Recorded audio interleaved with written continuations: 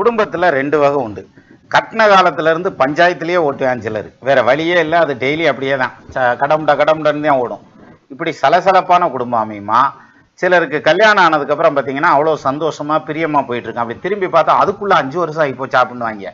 அது மாதிரி அமைதியா சந்தோஷமான குடும்பமா அமையுமா அப்படின்னா அது ஜாதகத்துல தெரியுமா? நான் இதெல்லாம் பாக்குறதுக்கு தானே ஜாதகம். ஒண்ணும் இல்ல, லக்னத்துக்கு 7வது வீட்டுல பாவகிரகம் இருக்குன்னு வச்சுக்கோங்க. இந்த பாவ கிரகம் வலுவா இருந்தா சந்தோஷமான குடும்பமே அமைஞ்சிரும். என்னையா சொல்ற, பாவ கிரகம் இருந்தா எப்படியா சந்தோஷமா அமையும்னா, யாராவது ஒருத்தர் விட்டு கொடுத்து போனா அது யார் விட்டு கொடுத்து போறதுங்கிறத முடிவு பண்ணிடுவாங்க. மிஞ்சி போனா ஒரு 6 மாசம் 1 வருஷம் கத்திட்டு கிடப்பாங்க, அதுக்கப்புறம் ஆஃப் ஆயிரும். ஆனா இந்த 7ஆம் இடத்துல பாவ கிரகம் வீக்கா இருக்குன்னு வச்சுக்கோங்களேன், அதாவது வலுவில்லாம இருக்காரு, வக்கரமா இருக்காரு, நீசமா இருக்காரு, பாவ கிரகத்தோட சேர்ந்து இருக்காரு, இன்னொரு பாவ கிரகத்தோட அப்படின்னாக்க இந்த குடும்பத்துல தான் கொஞ்சம் சலசலன்னு இருந்துகிட்டே இருக்கும். அப்ப இதுக்கு என்ன செய்யுது அப்படின்னா, இந்த அமைப்பு யார் ஜாதகத்துல இருக்கோ அவங்க விட்டு கொடுத்து போயிட்டா குடும்பம் அமைதியாயிடும்.